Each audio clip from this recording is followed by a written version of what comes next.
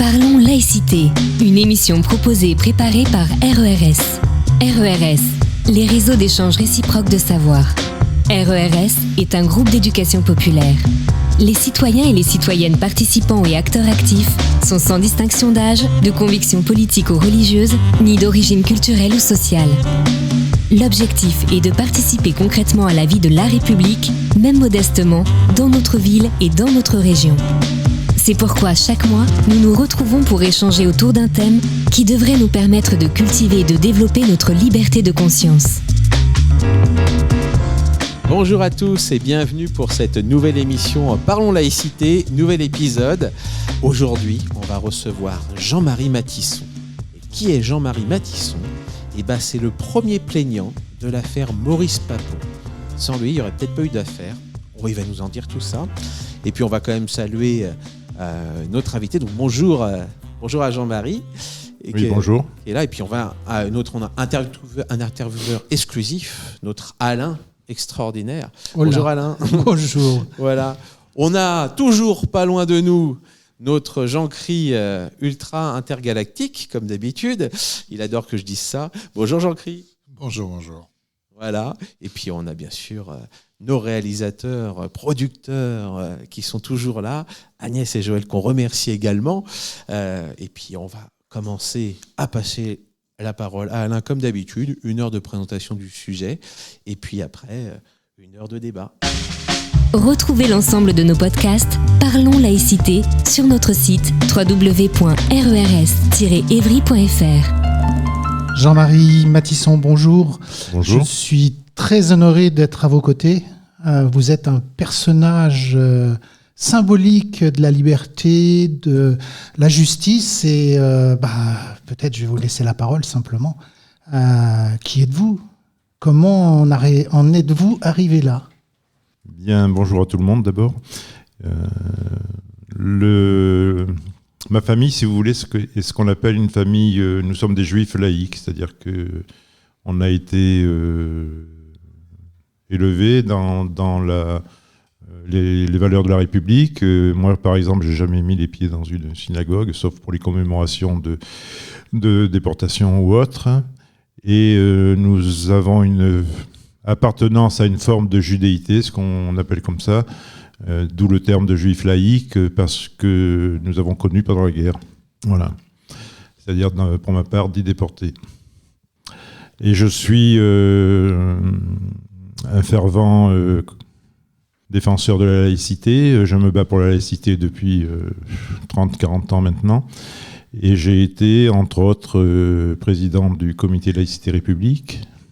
J'appartiens aujourd'hui à une nouvelle association, enfin une nouvelle qui a 2 ans maintenant, qui s'appelle Unité Laïque, et qui me convient parfaitement parce que à la fois elle défend la laïcité, les valeurs de la République, et également elle fait un grand travail de transmission et de mémoire. Par exemple, c'est grâce à Unité Laïque que nous avons réussi à faire la panthéonisation de Missak Manouchian, donc je crois qu'on peut féliciter et son président Jean-Pierre Sakoun et toute l'équipe autour de lui qui a permis cela. Et donc pour moi, vous verrez que c'est quelque chose d'important de travailler à la fois sur la laïcité, la projection dans l'avenir, les valeurs universelles et la mémoire et la transmission de la mémoire. Alors j'interviens dans les collèges, j'interviens dans les lycées. Je fais des conférences dans les synagogues, je fais des conférences dans les temples maçonniques, je fais des conférences dans les centres de conférences. Là, je crois que j'en suis à 50 aujourd'hui, depuis la sortie de mon premier livre là, que vous avez ici. Et ma famille, si vous voulez, nous sommes ce qu'on appelle une famille juive ashkénaze. C'est-à-dire qu'on vient d'Europe de l'Est, ma famille vient de Lettonie. Et comme on le dit souvent, on avait un grand-père rabbin, mon arrière-grand-père était rabbin, un père, donc là, dans ce cas-là, mon grand-père était révolutionnaire du Bund. Le Bund, c'est une organisation juive révolutionnaire. Et mon père était franc-maçon. Voilà, donc c'est une suite logique qu'on connaît beaucoup dans les familles ashkénazes. Voilà donc pour la présentation. La raison pour laquelle je suis ici et dans laquelle j'ai été concerné par le procès Papon, c'est que nous avons eu 8 déportés de Bordeaux. 10 déportés en France et 8 à Bordeaux. Aucun revenant. Je voudrais préciser le livre. C'est Procès Papon, quand la République juge Vichy. Préface de Patrice Boyer et c'est aux éditions La Lose. Oui, édition à Périgueux. Une petite édition. Voilà, et donc ce livre-là, il a été reconnu maintenant, je pense, sans flagornerie, comme une des meilleures couvertures du procès de l'affaire Papon. Il réunit à peu près toutes les pièces du dossier. Il en fait c'est un gros volume, même, ça fait dans les plus de 500 pages. Et ça permet donc d'avoir une vue complète et de l'affaire Papon et du procès. Ce vers quoi je vais maintenant m'attacher à vous parler. Le premier point que je voudrais, avant de commencer, c'est de parler de vérité, de mensonge. Il se trouve que la semaine dernière, j'étais à Toulouse j'écoutais Richard Malka, qui disait que les grands procès, le procès Charlie, donc vous savez qu'il a été l'avocat, est basé sur un mensonge. L'affaire Samuel Paty, l'assassinat est basé également sur un mensonge. C'est une jeune femme, enfin une jeune fille de sa classe qui dit des mensonges sur ce qu'a fait Samuel Paty et qui entraîne malheureusement sa décapitation et sa mort. Et il se trouve que dans les grands procès pour crimes contre l'humanité, celui de Pétain-Laval, dont on parlera un peu tout à l'heure, celui de Barbie, celui de Touvier, celui de Papon, ils sont recouverts par des mensonges en permanence. Il y a des grands mensonges. Alors pourquoi ? Si vous voulez, parce que dans la justice française, les parties civiles, c'est-à-dire nous, par exemple, on ne peut pas mentir. On dit les faits, les malheurs qu'on a vécus. Les témoins qui viennent témoigner jurent de dire la vérité, toute la vérité, rien que la vérité. Par contre, la défense, en l'occurrence Papon, il a le droit de tout utiliser comme moyen pour se défendre. Et donc, il peut utiliser le mensonge. Et on verra que ce n'est pas gêné. Alors, l'affaire Papon, qu'est-ce que c'est ? Si vous voulez, c'est en quelques chiffres. Nous étions 40 parties civiles individuelles, 24 parties civiles collectives. Nous étions représentés par 27 avocats, la défense par 4 avocats. Il y avait 5 accusés, donc on parle toujours de Papon, mais en fait, ils étaient 5 mis en examen et accusés au départ. Et il y avait 3 juges donc, qui présidaient la cour d'assises, 9 jurys, bien sûr. Et au total, il y a eu 71 victimes retenues pour la procédure. On verra, là, c'est une des premières aberrations du procès. Alors qu'à Bordeaux, il y a eu 15 convois ou transports de juifs de Mérignac. Donc, à Bordeaux, on arrêtait les juifs, on les mettait au camp de Mérignac et après, ils étaient transférés soit à Austerlitz et après à Drancy, soit directement à Drancy et après à Auschwitz. Il n'y a que les derniers convois de Bordeaux qui partent dans les pays baltes, justement, où il y a eu quelques camps d'extermination là-bas, à Kaunas. Mais en fait, il y a eu 1597 déportés et parmi eux 230 enfants. Alors, les 3 hommes de l'affaire, les 3 hommes clés de l'affaire, moi vous avez bien compris que j'étais pas né pendant la guerre, je suis ce qu'on appelle un enfant de la génération d'après. Nous sommes 2 parties civiles, enfants de la génération d'après, d'ailleurs on est les 2 seuls survivants parmi les parties civiles. Et les hommes de l'affaire, ce sont Gérard Boulanger, donc un avocat bordelais, qui porte à bout de bras l'affaire pendant des années, parce que vous verrez qu'au début, il a fallu se battre beaucoup. Michel Sitensky, qui est le déclencheur, on va dire, historique de l'affaire, et mon père, qui est le premier plaignant. Donc, ma famille, mon père Maurice Matisson, ma grand-mère Jacqueline Matisson, une cousine Esther Fogiel, dont j'ai fait ici un second livre là, qui vient de paraître aujourd'hui, qui s'appelle Esther, victime de l'indicible, qui raconte sa vie et les malheurs qu'elle a vécus pendant la guerre et après la guerre, qui est la seule survivante de sa famille, et moi-même. Donc on était 4 plaignants. Et la particularité que l'on a, c'est que on a toujours été présent dans la procédure. Vous savez que la procédure a été annulée, interrompue à plusieurs reprises. Et chaque fois qu'elle était relancée, on revenait à notre dépôt de plainte initiale. Donc nous, si vous voulez, on dépose plainte en 1981. La plainte est jugée recevable en 1983. Et là, premier mensonge de Papon qui déclare qu'il a demandé à être inculpé pour avoir accès au dossier. Bon, ça, c'était courant, je veux dire, dans la logique. Alors, pour présenter un peu ce qu'est la Shoah française, tout le monde sait ce que c'est que la Shoah, Mais la Shoah bordelaise et la Shoah française, je vais vous en dire quelques mots. Donc, j'ai par exemple un reçu emblématique, si on peut dire, qui est un reçu du camp de Drancy, où le commandant envoie un reçu au service des questions juives de Bordeaux, et qui met reçu de Bordeaux 2 juifs. Et maître Francis Jacob, donc, était un de nos avocats, avocat de la Ligue des droits de l'homme, qui décrit les archives de la préfecture de la Gironde et qui dit, on trouve des fiches de carburant, des juifs, des carburants, des juifs, des marchandises, des juifs. Tout ça pour vous dire à quel niveau étaient considérés les juifs à cette époque. J'ai un autre document qui émane du camp de Mérignac, du directeur du camp de Mérignac, qui écrit au service des questions juives, à la préfecture, et il appelle le service simplement le service des juifs. Vous voyez, donc c'était... À Bordeaux, donc, il y a eu 1597 déportés. Le plus jeune avait 19 jours. Et on a eu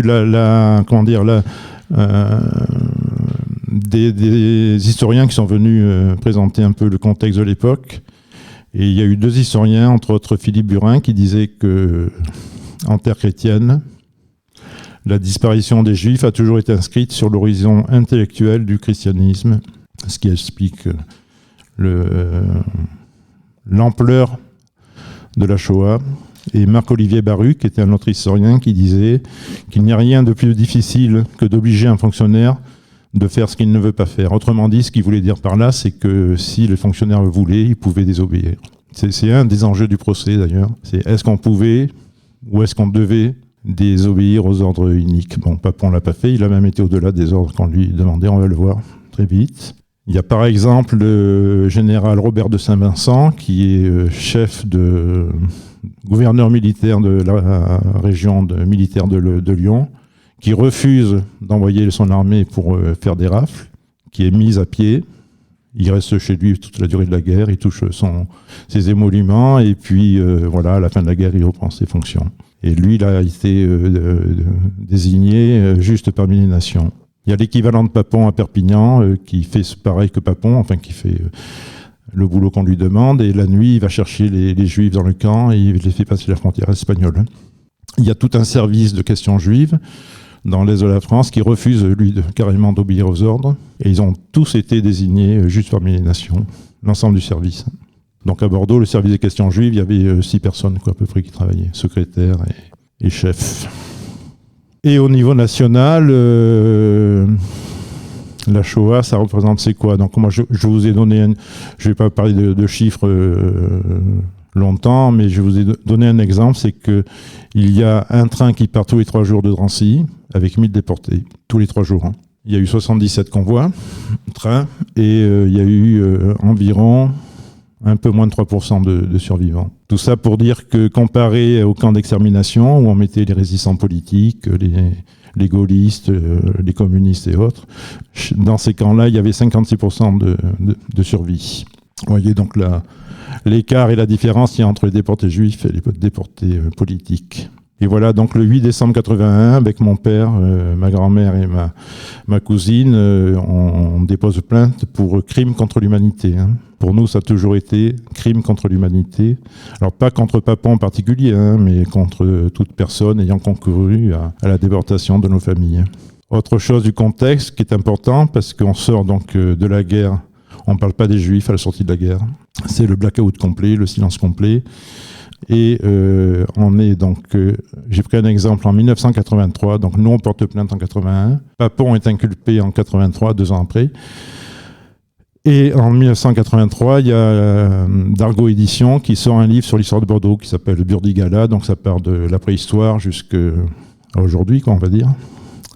Et parmi les auteurs du livre, il y a des historiens universitaires, c'est-à-dire des historiens qui sont reconnus au niveau de l'université pour la qualité de ce qu'ils font. Et qu'est-ce qu'ils font quand on parle de la déportation à Bordeaux? Et qu'est-ce qu'on voit? C'est 2 camions remplis de Juifs conduits par des Allemands. Or, il se trouve qu'à Bordeaux, il n'y a jamais eu un seul Allemand qui a arrêté et déporté des Juifs. Ce ne sont que la police française et les fonctionnaires qui ont fait ça. On parlera peut-être, si on a le temps, des chiffres de déportés de Bordeaux, mais il y a les chiffres les plus fous qui circulent sur le nombre de déportés de Bordeaux. Eux annoncent 1080 déportés. Je vous ai dit que moi je refais le compte, je pense que c'est le plus proche de la vérité, parce qu'on ne peut pas savoir vraiment combien il y a eu de déportés. 1597. Donc eux annoncent 1000. Je vous dirai après les autres, ce qu'ils annoncent. Donc qu'est-ce que c'est que la déportation des Juifs ? C'est, premièrement, on les recense. Alors c'était avant-guerre, déjà le premier recensement. Donc on se sert de ces recensements. Pétain refait un second recensement. Puis on leur interdit l'accès dans certains lieux, dans certains bus, moyens de transport, etc. Et on les exclut de toute activité. Après, la troisième étape, c'est on les marque, c'est-à-dire que ils sont obligés de porter l'étoile jaune. Quatrième étape, on les empêche de travailler. C'est le cas dans ma famille, ils ont tous été obligés de trouver des boulots de forain ou autre. Cinquième étape, on spolie les biens, on récupère les maisons, les habitations, les commerces, tout ça. Et dernière étape, on déporte et on extermine.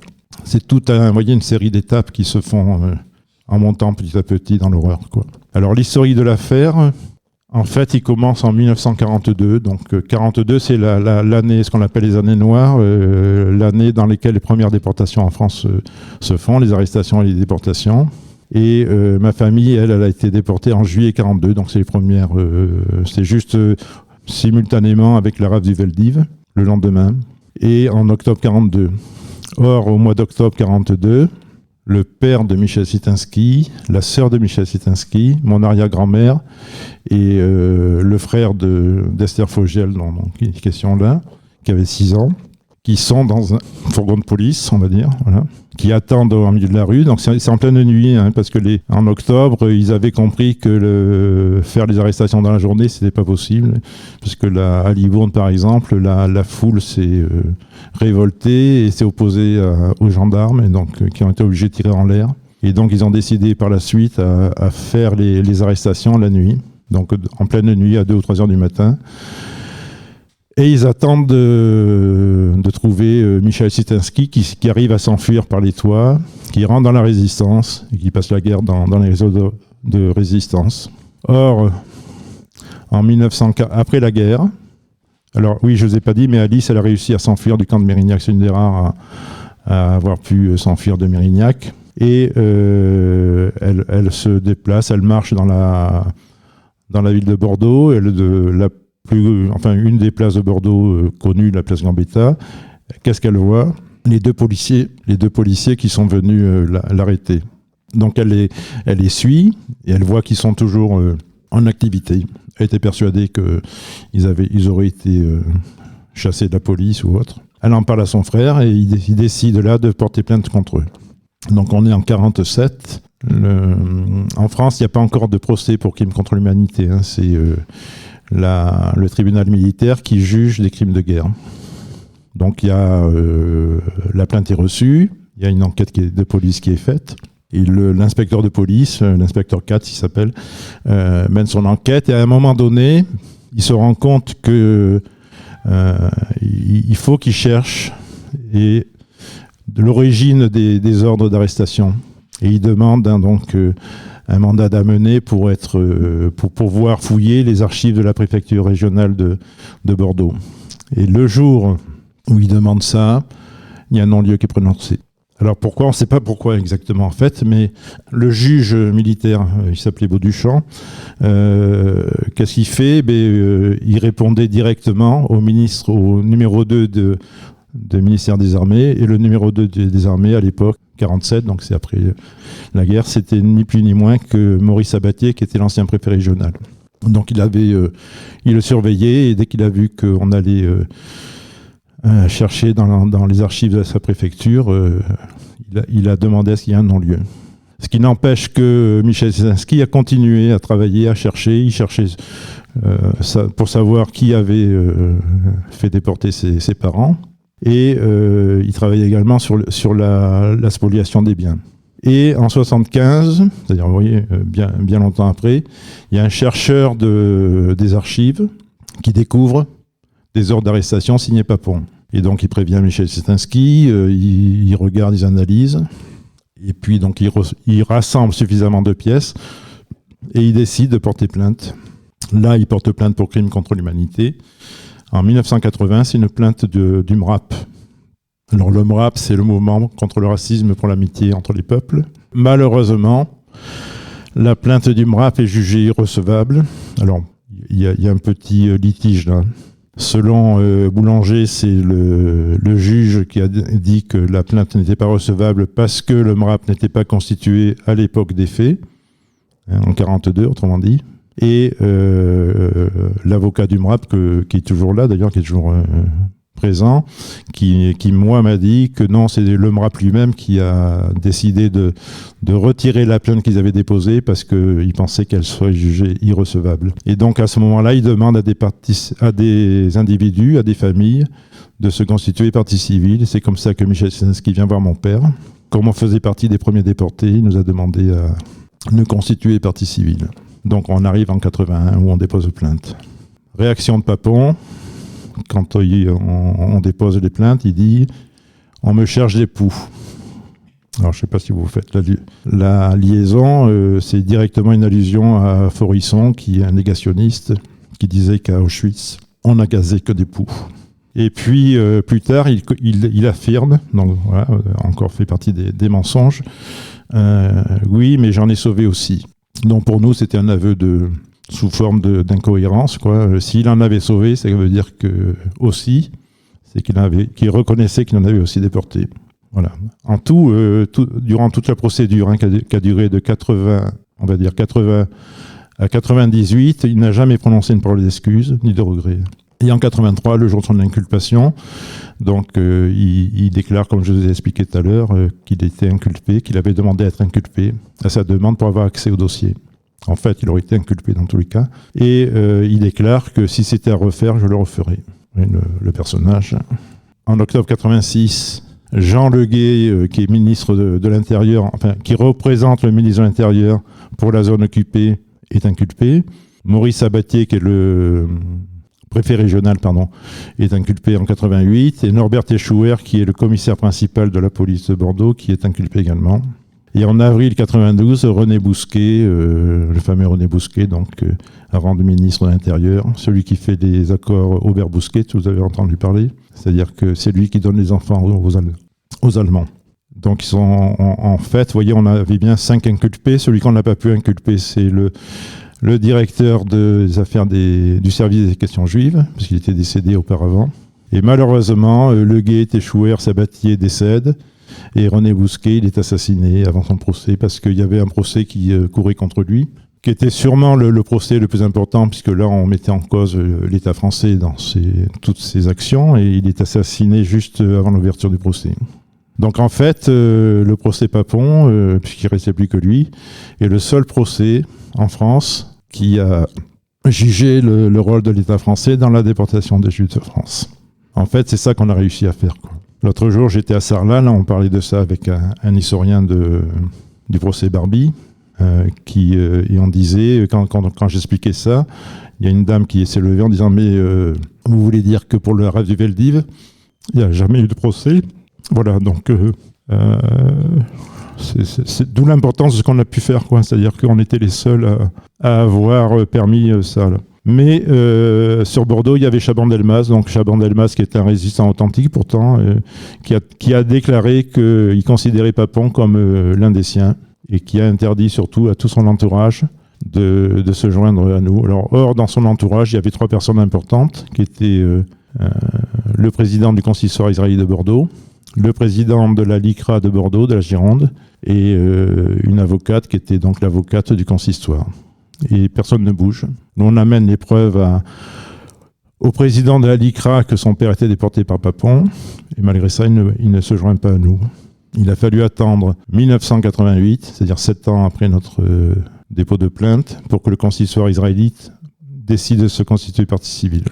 Alors moi, je me souviens, c'était à l'issue d'un repas qu'on avait fait chez lui là, avec Gérard Boulanger, et il a enfin, quand on a réexpliqué exactement ce qu'était la déportation, tout ça, il a décidé donc de se constituer partie civile. Et là, on savait qu'on avait gagné la bataille. 8 ans, tout seul, et dès que le consistoire israélite s'est constitué partie civile, donc Schwartz a cassé l'interdit de Chaban.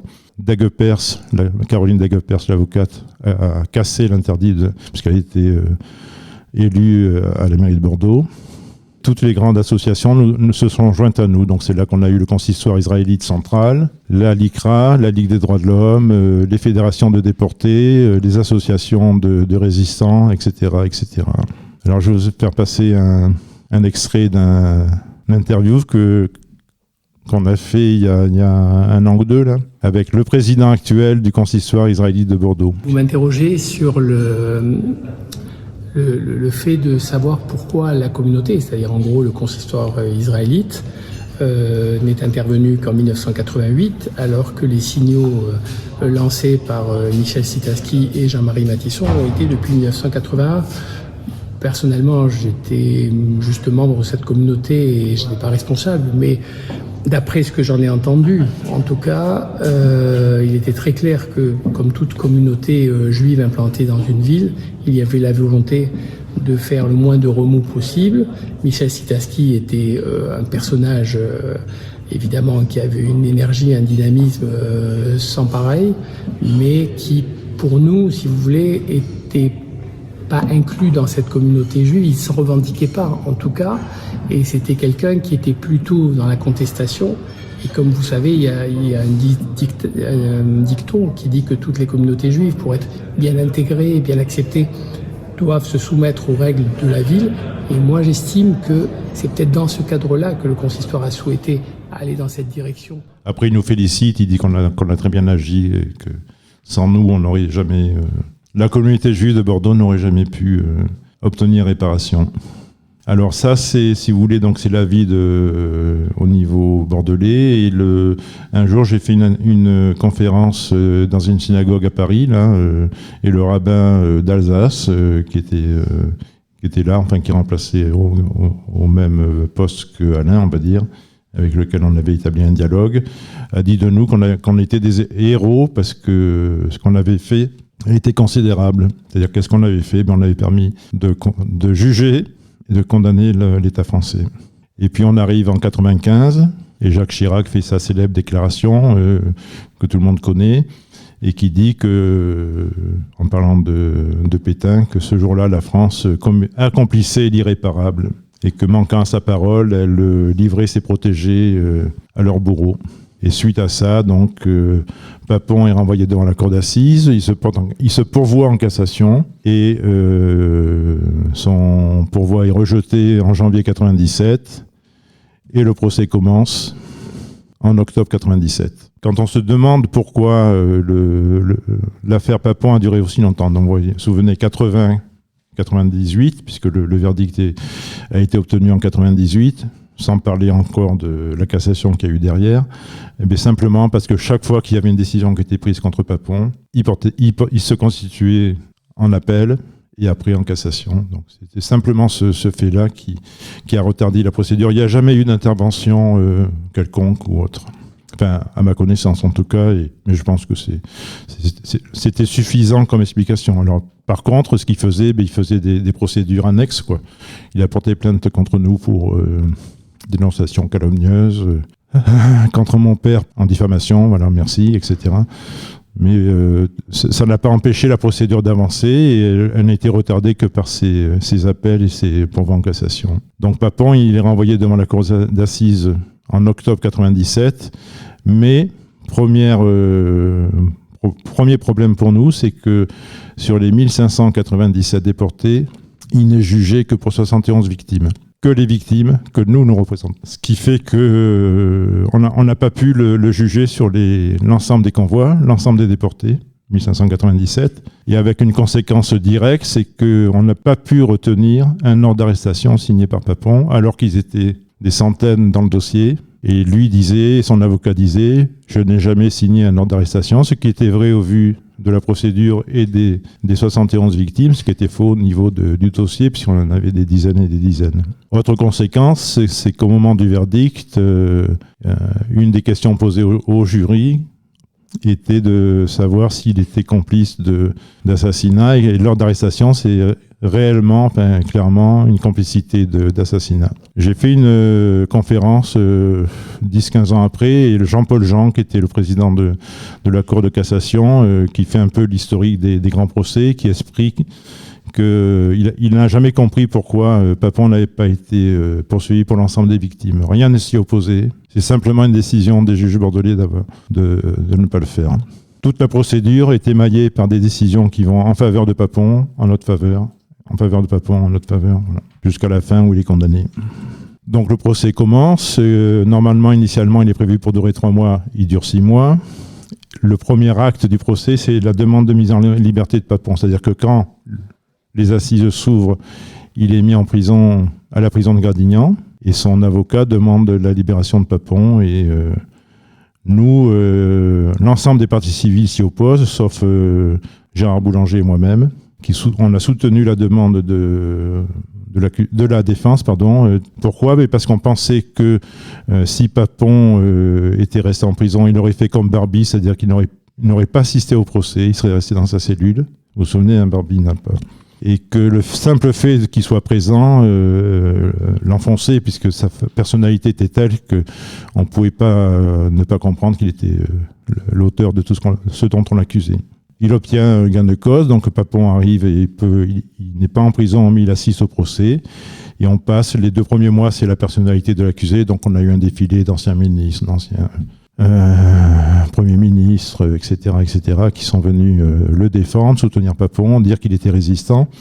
Alors chaque fois qu'il y avait quelqu'un qui venait le défendre, nos avocats leur demandaient mais est-ce que vous avez connu Papon pendant la guerre ? Personne ne l'avait connu pendant la guerre, donc voilà. Tout ce qu'ils pouvaient dire, c'était des on-dit, Alors Papon jouait sur le fait qu'il a été résistant alors qu'il n'avait jamais été résistant. Il jouait sur le fait qu'il était ministre de Raymond Barre, avec Simone Veil d'ailleurs. Et une fois d'ailleurs, on a pu piéger Pierre Messmer, qui était un ancien Premier ministre. Et on lui pose à la fin de sa déposition, je crois que c'est Jakubowicz, qui lui pose la question, mais qu'est-ce que vous auriez fait, vous, à la place de Papon ? Et il dit, à la place de Papon, j'aurais démissionné dès juillet 42. Donc, c'est tout ce qu'on demandait, quoi, en fait. Alors, Papon, je ne vais pas refaire son itinéraire. Il a été pétainiste ou Pétain, socialiste avant la guerre, socialiste après la guerre, puis gaulliste, et voilà, donc un opportuniste. Et puis, une fois qu'on a fait l'état civil de Papon, on a parlé aussi de l'histoire des massacres des Algériens à Paris, ce qu'on appelle la bataille de Paris, où il était aux commandes. Officiellement, il y a 2 morts, alors que nous, on avait relevé plus de 100 morts. Voilà, donc tout ça, on en a parlé, ça a permis de rétablir certaines vérités. Et puis après, on arrive à ce qu'a fait Papon, donc ce que moi j'appelle, et ce que le président de la Cour d'assises appelle, le cœur du crime contre l'humanité. Alors il y a 3 points sur lesquels il intervient. Le premier, c'est Papon et le service des questions juives falsifier les nationalités. C'est-à-dire qu'un jour, en juillet 42, on arrête, non, c'est un exemple, il y en a eu d'autres, 18 juifs hongrois. À l'époque, donc ils sont enfermés au camp de Mérignac. Les Allemands demandent à ce qu'ils soient libérés parce qu'à l'époque, Hitler ne déportait pas les juifs hongrois parce qu'il y avait un accord avec la Hongrie. Ils sont libérés, ou pas, on ne sait pas. Et par miracle, ils deviennent roumains, c'est-à-dire qu'au lieu d'être nés à Budapest, Hongrie, ils sont nés à Bucarest, Roumanie. Et là, ils sont déportés. Ils déportent des catholiques. Il y avait 2 parties civiles qui n'étaient pas juifs, qui étaient catholiques, qui interviennent, les familles interviennent auprès du service des questions juives. Le service des questions juives fait son boulot, donc ils amènent des certificats de baptême, de curés, etc. Ils déclarent qu'effectivement, ils ne sont pas juifs et donc ils n'ont pas été déportés, mais c'est trop tard, puisqu'ils sont déjà déportés et déjà morts. Et après, il y a les enfants, le cas des enfants. Alors, on est en juillet 42. Les accords dont j'ai parlé tout à l'heure, Aubert Bousquet, ils sont signés en juillet 42, mais ils sont mis en application qu'au mois d'août 42.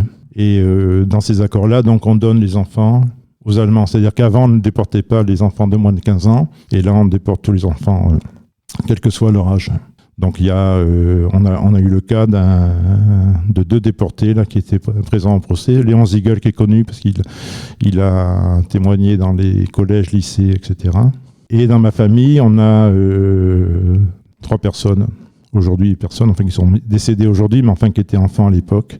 Claude, Eliane et Jackie Alice Vax, donc, qui ont été sauvés parce qu'ils étaient dans une prison de Bordeaux.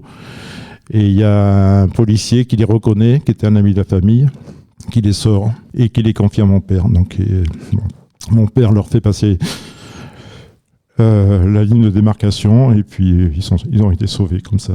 Mais c'est les seuls, hein. Il y a eu trois sauvetages. Et dans les ordres et dans les listes d'ailleurs de ces enfants, on retrouve Boris Cyrulnik, là, qui était aussi concerné par la déportation bordelaise, hein, qui a été sauvé de justesse, par miracle, de la synagogue, qui avait été transformée à l'époque en prison. C'est la seule synagogue en France qui était devenue une prison. Et on arrive après, donc c'est fait, on arrive à la résistance. Et là, on voit que, en fait, tous les actes de résistance de Papon, ils viennent du commissaire de la République, qui, au moment de la libération, il arrive à Bordeaux. Pour l'anecdote, il vient de Limoges en vélo à Bordeaux.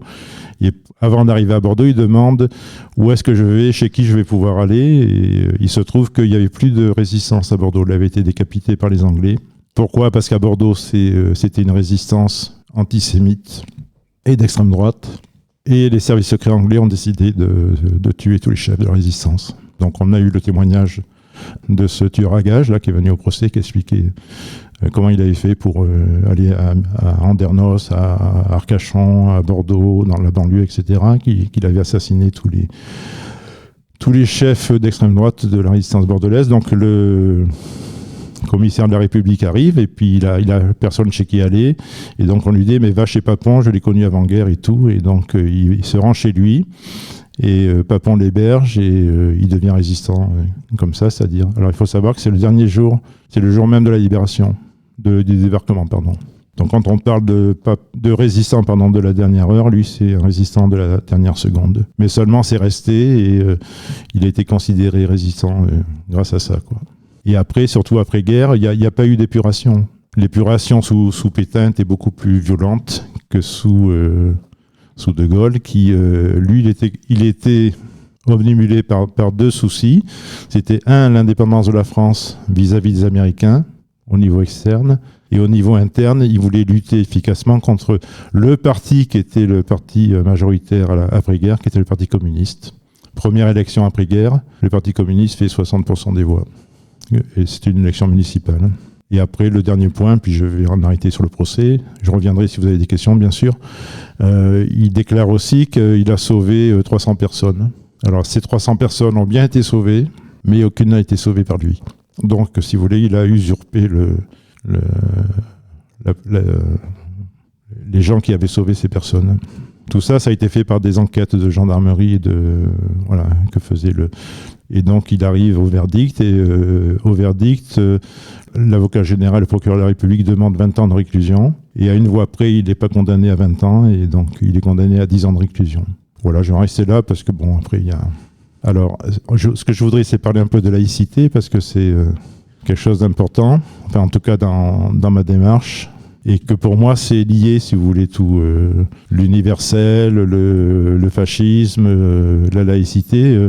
Moi, je considère que la laïcité, c'est la meilleure arme contre le fascisme et contre l'antisémitisme, entre autres. Ma définition de la laïcité, alors ça a été dit, je crois, par Valérie. Donc, j'étais président du comité Laïcité République.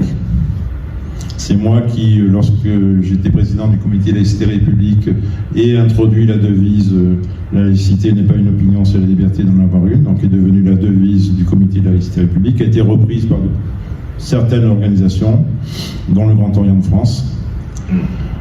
Voilà, et donc pour moi, la laïcité, si vous voulez, c'est quelque chose de simple, c'est-à-dire qu'il est inutile de la compliquer ou de lui coller un adjectif.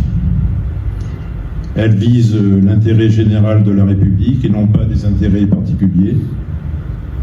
C'est d'abord un principe de stricte égalité des citoyens, quelles que soient leurs origines. C'est ensuite une philosophie basée sur les droits de l'homme et du citoyen. C'est enfin un corpus juridique basé sur la loi de 1905 qui institutionnalise la séparation des églises et de l'État, qui interdit le financement, le salariat des églises et qui enfin oblige les agents de l'État à respecter une stricte neutralité.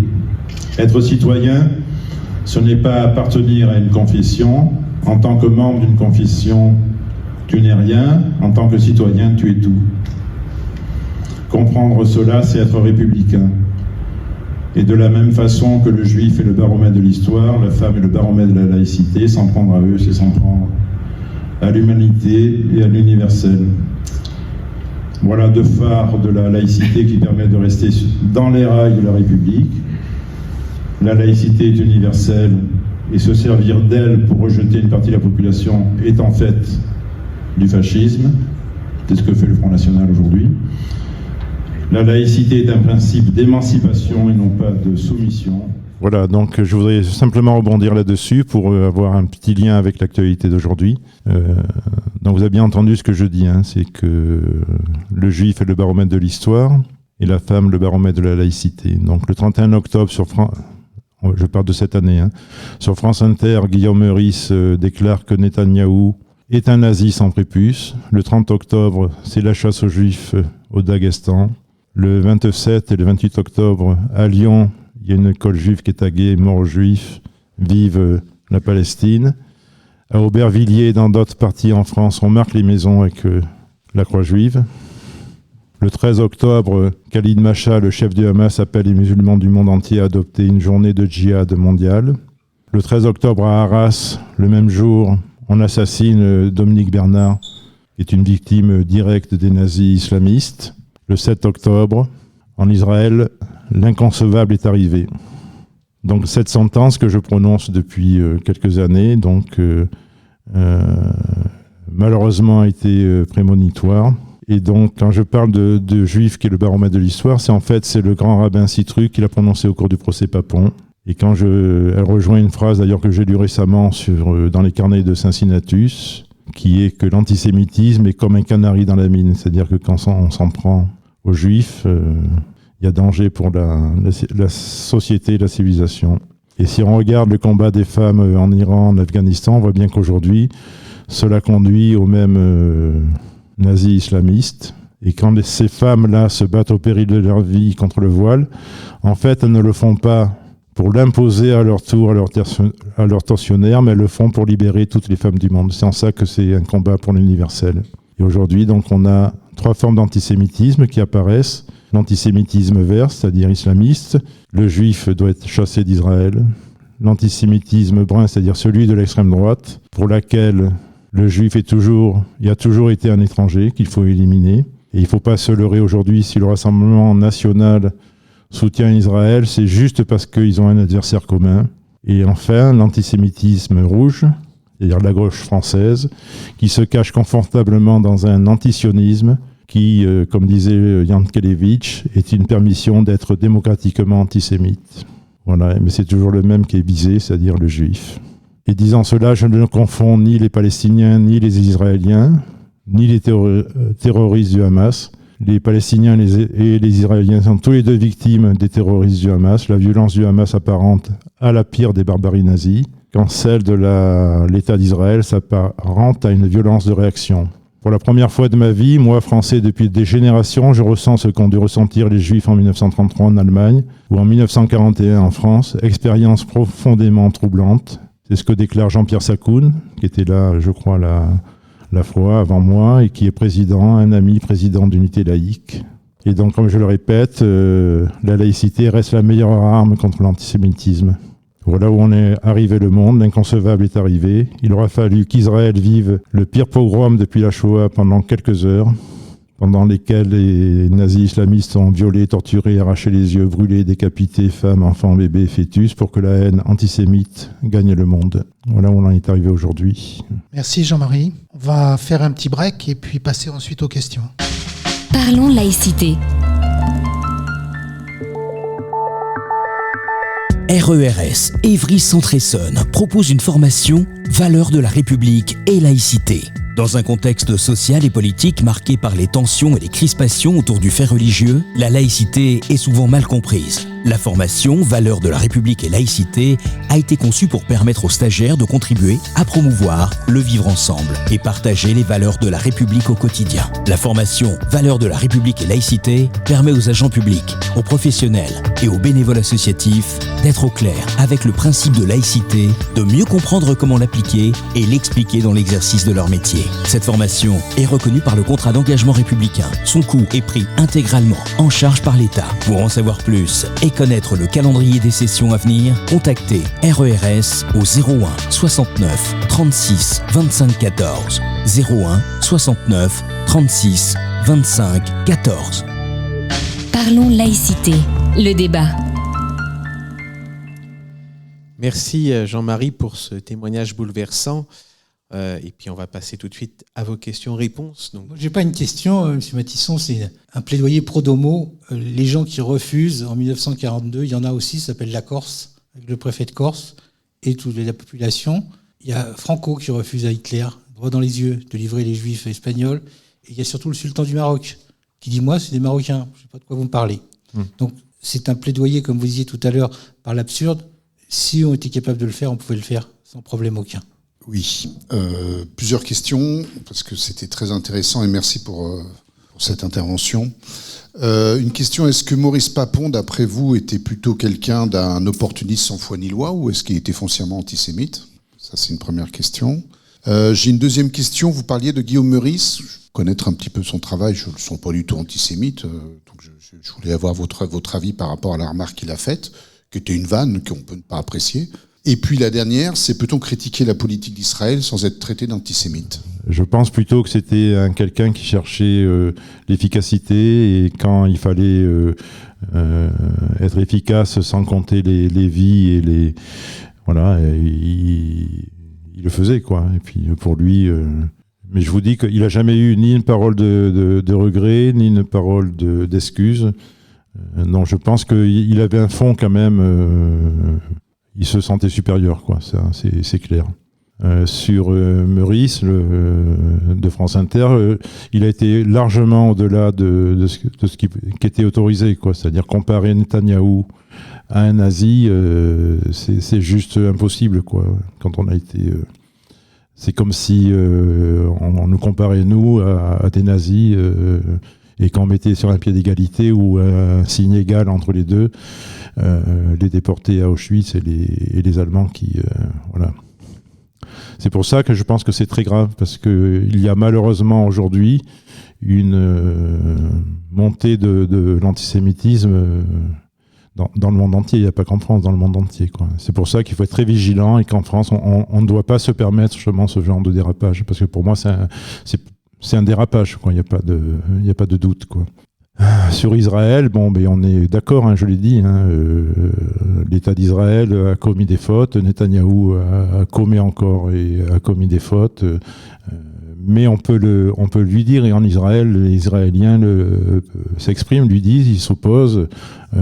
Israël est une démocratie dans laquelle tout le monde peut s'excuser, s'exprimer et voilà. Vous savez que pendant 3 ou 4 mois, il y a eu les rues d'Israël étaient remplies d'opposants au régime qui est un régime fasciste. On peut pas ne pas le nier, hein. Netanyahou est un fasciste, mais c'est pas pour autant que ce qui s'est passé le 7 octobre soit équivalent à ce que fait l'armée israélienne. Le Hamas s'est comporté comme des nazis, je répète, hein, en égorgeant les enfants, en décapitant les femmes, les bébés, etc. Alors que l'armée israélienne, elle réagit, quoi. Elle tue des gens, c'est sûr, mais par réaction. Et c'est vrai que les morts se valent, hein, qu'ils soient en Palestine ou en Israël, mais on ne peut pas les mettre sur le même pied, quoi. C'est sûr. Et moi, je pense réellement que les Palestiniens sont pris en otage par le Hamas. Ils sont autant victimes qu'Israël de ce que fait le Hamas. Et d'ailleurs, vous ne savez pas, récemment, là j'ai vu qu'il y avait une femme palestinienne qui pleurait la mort de son fils ou de sa fille et qui remettait en cause et qui traitait le Hamas de responsable de la mort de sa fille, quoi. Et il a fallu que les gens du Hamas qui étaient présents la bâillonnent, l'empêchent de parler. Voilà, donc c'était simplement à ce niveau-là. Mais je pense très honnêtement qu'en France, il faut qu'on fasse très attention parce que l'antisémitisme, il est sous-jacent, il va revenir, quoi. Et donc, c'est pour ça que les propos de Guillaume Meurice sont intolérables, inacceptables. On peut faire de l'humour, il n'y a pas de problème. Moi, j'accepte l'humour, mais pas celui-là, en tout cas. Voilà. Oui, moi, je voudrais revenir un peu sur la période Papon et De Gaulle. Il y a un truc ambigu dans cette histoire. Il y a une ambiguïté terrible. De Gaulle, quelle attitude avait-il vis-à-vis de Papon ? De Gaulle, comme j'ai expliqué, il avait un souci, c'était rétablir l'ordre en France après-guerre. L'épuration sous De Gaulle a été beaucoup moins dure. Elle a été, pour ainsi dire, nulle. Il n'y a pas eu d'épuration, alors que sous Pétain, elle était beaucoup plus forte, quoi. Par exemple, Papon, à la sortie de la guerre, il passe devant un comité d'épuration et il obtient la note de 4 sur 5. À 5, quand vous étiez passé devant un comité d'épuration, vous étiez fusillé sur place. Enfin, et 4 sur 5, il a échappé de justesse, quoi. Et c'est grâce au commissaire de la République qu'il a pris dans son équipe qu'il a eu la vie sauve, quoi, et qu'il a été sauvé, intégré. Et après, il est devenu... Je pense que De Gaulle le savait. Tout le monde le savait. Il y avait des gaullistes bien connus, de Gabriel Delaunay, donc qui a toujours dit que Papon n'avait jamais été résistant. Voilà, il y en avait 2 ou 3 autres comme ça qui le savaient. Il a gardé, comme il a gardé avec lui d'autres personnes, hein, il n'y a pas de mystère. Alors, vous connaissez la théorie de Gaulle, hein, la France était à Londres et elle n'était pas à Vichy, et donc voilà, seulement la France, elle avait des bons côtés, des mauvais côtés, donc ça fait partie des mauvais côtés de la France. Mais il ne faut pas le nier, la France était représentée par Vichy et ses saloperies, quoi. Alors moi, j'ai une volonté de jouer le candide, un petit peu en posant des questions un petit peu simples pour des termes qui paraissent pourtant évidents. On entend parler du mot Shoah, du mot Holocauste, mais déjà, qu'est-ce que veut dire ces mots ? Alors déjà, pour nous, enfin en France, on ne parle pas d'Holocauste, hein, parce que l'Holocauste, d'abord, c'est un terme qui est utilisé par des écrivains chrétiens après-guerre qui tentent, enfin en tout cas pour nous, tentent à amenuiser le crime. C'est-à-dire qu'un holocauste, c'est un sacrifice à Dieu, et donc l'auteur de l'Holocauste, il fait un service religieux au nom de Dieu, quoi. Et donc c'est ça, voilà. Et en France, on n'appelle pas ça l'Holocauste, on l'appelle la Shoah, qui veut dire, enfin, qui n'a pas de définition en fait, hein. C'est un terme qui veut dire le drame absolu, voilà, qui est celui qu'a choisi la population, les Juifs de France, quoi. C'est comment il s'appelle, Lanzmann, qui met ce terme-là et qui a été retenu et qui est maintenant, voilà. Mais c'est vrai que dans la culture américaine ou anglo-saxonne, on parle d'Holocauste, parce que je pense que pour eux, ça n'a pas, sûrement pas le même sens. Moi, je suis pas assez anglophone pour le dire, mais en tout cas, l'Holocauste, pour moi, je refuse de l'utiliser comme terme. Autre question également candide. On a parlé, dans l'intervention, tu as parlé, Jean-Marie, de juste parmi les nations. Ça veut dire quoi, juste parmi les nations ? Les justes parmi les nations, il faut savoir d'abord que sont nommés justes parmi les nations des personnes qui sont désignées par des gens qu'ils ont sauvés. Si moi, par exemple, je voulais être juste parmi les nations et que je posais ma candidature, elle serait refusée, parce que j'ai personne qui va demander à ce que je sois juste parmi les nations. Donc ce sont des personnes qui ont été sauvées pendant la guerre. Il y en a beaucoup, heureusement, et, qui sont désignés comme justes parmi les nations, mais il y en a qui sont reconnus comme tels, qui n'ont jamais été désignés justes parmi les nations, parce que les personnes qu'ils ont sauvées n'ont soit été décédées, soit n'ont jamais fait la demande. Dans ma famille, par exemple, mon père passe la ligne de démarcation, et quand il passe la ligne de démarcation, il est conduit par un passeur, donc il est avec sa sœur, qui vit en Israël. Il est avec les 3 enfants dont j'ai parlé tout à l'heure. Jackie, Eliane et Claude Alisvax. Et puis donc cette personne-là le fait passer la ligne et puis elle lui dit à un moment, elle lui dit je n'ai qu'un œil, mais c'est le bon, tu peux me suivre. Voilà. Donc il explique ça au cours du procès. Et quelques jours après, la personne se reconnaît. Et on dit le Borne dont on parle là, c'est moi. Et donc, quand mon père l'a appris, il a demandé à ce qu'il soit désigné juste parmi les nations, ce qu'il a obtenu. Voilà, c'est comme ça que ça se passe, quand même, si vous voulez. Autre question, Pétain et Papon. Y avait-il des relations entre eux ou Papon exécutait juste des ordres qui étaient donnés par en haut et qu'il recevait sous forme de directives? À son niveau, je pense que secrétaire général, il n'avait pas de relation directe avec Pétain. Hein. De toute façon, Pétain, il passait par René Bousquet, par Le Guet, et donc non, il n'avait pas de relation. Hein. Et Pétain, on peut parler des relations Pétain-De Gaulle, si vous voulez, puisque ça fait partie d'un autre mensonge, d'un autre grand procès d'après-guerre, hein, quand Pétain et Laval sont jugés pour indignité nationale. Ils sont leur avocat, qui s'appelle Maître Isorni, déclare que pour la défense de Pétain et Laval, hein, donc toujours souvenez hein, que la défense a toujours le droit de mentir, donc il sort ce qu'on appelle la théorie du glaive et du bouclier, c'est-à-dire que Pétain a protégé les Juifs de France, pendant que De Gaulle, le glaive, donc De Gaulle, s'armait et revenait bouter le nazi hors de France. Voilà, ce que De Gaulle a démenti immédiatement à son retour.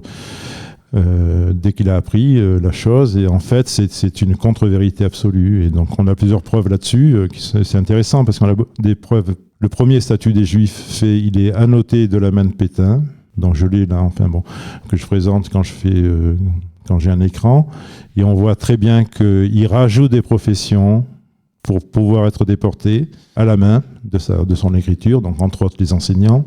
Il barre d'un trait une ligne qui prévoyait que les Juifs en France avant 1860 ne soient pas déportés, ne soient pas considérés comme dans le statut des Juifs en France. Or, il se trouve qu'à Bordeaux, c'est une communauté, ce qu'on appelle des Juifs maranes, c'est-à-dire qu'ils sont quittés l'Espagne dans les années 1500. Ils vivent en France depuis 500 ans, donc plus français qu'eux, tu as beaucoup de mal à faire. Ils ont été déportés quand même. Voilà. Donc Pétain n'a pas sauvé les Juifs de France, au contraire. Et c'est une contre-vérité, donc ce que reprend Zemmour. D'ailleurs, Zemmour, il s'en est pris à nous aussi. Il écrit un livre et il y a un chapitre consacré à Papon où il nous remet en cause. Voilà. Il nous accuse à nous, partie civile, d'avoir tiré une balle dont Papon a été victime. Voilà, une balle perdue tirée par des socialistes contre Papon. On va peut-être faire un petit tour auprès de notre Jean Cry, qui nous encore en train de dessiner. Je le vois avec son stylo, pour voir un petit peu quelles sont les premières œuvres qu'il a réalisées pendant l'émission. Merci. Alors, parmi les dessins, j'ai trouvé ça, effectivement, c'est difficile comme thématique. Voilà. Je suis désolé. Ouais, voilà. Donc, un de mes dessins, parce que, voilà, moi, je suis aussi attaché à la liberté. En tant que dessinateur, en plus, on en prend pas mal aussi, nous aussi. Et donc, le dessin, c'est la collaboration avec les fascismes, puisqu'il y a des fascismes, on en parlait tout à l'heure. C'est le venin de la démocratie. Et puis, il y a quelqu'un qui est penché et puis qui dit « chut, pas de vague ». Parce qu'effectivement, si on s'était élevé et qu'on avait dit non, on n'en serait peut-être pas là. Un autre, toujours autour du procès Papon. Donc, procès Papon, la honte française de la collaboration. Un homme qui tient un drapeau français, donc bleu, blanc, rouge, avec le rouge qui est sanguignolant et qui coule. Et qui dit il n'était pas seul. Parce qu'on n'est pas seul quand on fait tout ça. Juste si on peut s'arrêter là. Papon, il a toujours affirmé qu'il ne savait pas que le sort réservé aux victimes. Et premièrement, et deuxièmement, qu'il ne faisait qu'obéir aux ordres. Donc pour Papon, son chef était responsable et pas lui. Pour Sabatier, son chef était responsable et pas lui, donc c'était Le Guet. Pour Le Guet, son chef était responsable et pas lui, Bousquet. Pour Bousquet, son chef était responsable et pas lui, Pétain. Et pour Pétain, c'était Eichmann. Et pour Eichmann, Hitler. Donc à les entendre tous, il n'y aurait eu qu'un seul coupable, Adolf Hitler. Voilà. un système de défense qui est tout à fait scandaleux quoi, par rapport à ce qui a été fait. Et c'est effectivement le cas qu'on a souvent, c'est jusqu'où à un moment on dit je ne suis pas d'accord. Oui, c'est ça. Parce que le procès Papon, si vous voulez, il a permis c'est à la fois un procès pour la conscience universelle et un procès qui a posé la question, j'en ai parlé au début, sur le devoir de désobéir. Est-ce qu'on a le droit ou pas de désobéir quand un ordre il devient un ordre inique, quoi. Alors, sur la connaissance de la déportation, il y a une particularité sur Bordeaux, c'est qu'il y a une dame qui est déportée, qui se retrouve dans un convoi qui l'amène à Auschwitz. Et il se trouve que cette femme, c'est la fille du chef des services secrets français d'avant-guerre, donc il se trouve à Londres. Et son père donc intervient auprès du chef des services secrets allemands pour lui demander de sauver sa fille, ce qu'il fait. Elle arrive à Auschwitz et au lieu d'être envoyée soit au four, soit dans les camps d'Auschwitz, elle est gardée devant le camp, dans une prison donc, qui est là, elle reste pendant une semaine, elle voit ce qui se passe, et elle est libérée. Et la première chose qu'elle fait, elle revient à la préfecture de la Gironde pour dire à Papon et à Sabatier qu'est-ce qui se passait en fait, quel était le sort qui était réservé aux Juifs. On est en 1943, donc ils ne pouvaient pas dire qu'ils ne savaient pas. Oui, et puis ça peut être le seul qui ne savait pas. C'est un peu étonnant. Et puis dernier dessin, puisque vous parliez de la laïcité qui n'est pas une opinion, mais c'est de la liberté d'en avoir une. Vous citiez ça, et donc on a quelqu'un un peu cagoulé, version Black Bloc, qui dit ok, mais tu te tais quand même. Parce que effectivement, tout a été dans le mutisme et dans la lâcheté générale. Oui, bien sûr. Que ça permet ça. Merci d'avoir dit. Alors, c'est vrai que je voulais revenir sur la notion, dans le dessin de Jean-Cry, de pas de vague. On essaye cacher tout, de ne pas faire de problème. Bon, ça a entraîné le pas de vague, l'assassinat de professeurs, hein. Enfin, surtout Samuel Paty, même si Dominique Bernard a été assassiné récemment également, mais Samuel Paty, on le dit souvent, il n'aurait pas fait ce cours, il n'aurait pas été tué, il aurait été sûrement condamné par l'administration, qui l'avait lâché finalement, honteusement. Donc finalement, ce pas de vague, ce livre que tu as écrit, ces conférences que tu fais des vagues. Oui, bien sûr. Quelles conséquences tu vois de ces vagues du coup ? Est-ce que tu vois des éléments qui font résonner dans la tête des gens, alors soit de manière générale et politique, soit de manière individuelle pour les personnes ? Oui, pour moi, je l'ai dit tout à l'heure, hein, mon combat, c'est sur la laïcité et sur la mémoire et la transmission. Et donc, tu as cité le cas de Samuel Paty, Unité laïque a pris le dossier en main, on va dire, et elle a créé une action qui s'appelle Honorer Samuel Paty, Honorer la République, qui se passe avec la sœur de Samuel Paty, une des sœurs de Samuel Paty, Michael Paty, et avec le président de l'Association des maires de France. Et donc, moi, je sais que dans ma région, hein, puisque je m'occupe de la région sud-ouest, je vais voir les maires, je rencontre les maires et je leur parle donc de ça pour expliquer que, premièrement, il est important d'honorer la mémoire d'un enseignant, mais également que c'est important parce que ça permet, comme eux, ils sont les derniers remparts de la citoyenneté en tant que maire d'une commune, de se démarquer par rapport à toutes les atteintes fascisantes qui peuvent les entourer, et aujourd'hui il y en a de plus en plus. Voilà, et donc je sais que ça résonne, et souvent je me souviens d'un maire que j'ai vu à Castel-Sarrazin, en Tarn-et-Garonne, c'est là où mon père était résistant, et donc on a à la fois évoqué les faits de résistance de son père à lui et de mon père, et puis de la nécessité de donner des noms d'établissements, d'écoles, de collèges ou de lycées à Samuel Paty. Voilà, c'est tout le combat qu'on mène aujourd'hui avec Unité laïque. Ce que vous venez de dire concernant le silence, je dirais, ou le fait que les gens ne parlent pas, c'est pour partie d'une pacadérie de la population qui ne veut ni voir, ni entendre, ni sentir, et qui dit toujours « je ne vais pas le savoir », et qui ménagent leur tranquillité ou d'esprit ou physique. Mais je voudrais revenir sur ce que vous avez dit au début concernant la véracité des choses, l'histoire. Je crois que c'est le mot que vous avez dit.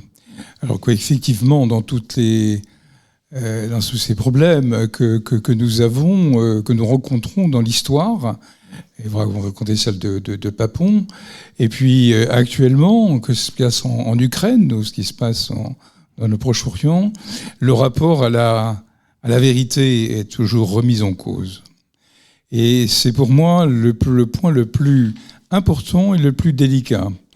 Parce que le mensonge, c'est quand même à l'origine de beaucoup du plus grave des difficultés. Et comment pensez-vous ce qu'il faut faire pour que cette vérité, au-delà des fake news, au-delà des représentations, au-delà des préposés, des supposés que l'on a, des préjugés que nous avons les uns les autres, pour obtenir et déchiffrer, découvrir ce qu'est la vérité et en être convaincu pour la vivre. Oui, enfin, vous avez très très bien résumé le problème, quoi. C'est-à-dire que le mensonge et le silence, c'est-à-dire que celui qui refuse de se prononcer par rapport à une vérité ou par rapport à un mensonge est, à mon avis, aussi dangereux que celui qui ment.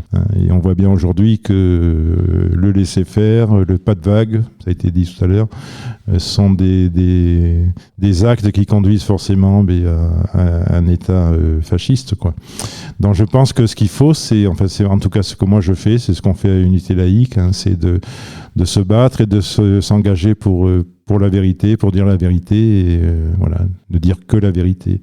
De la même façon que lorsque, dans un procès, là je l'expliquais tout à l'heure qu'il y avait une vérité, c'était un des problèmes du procès Papon, c'est est-ce qu'on doit faire intervenir des historiens ou pas, est-ce que la vérité historique est importante ou pas.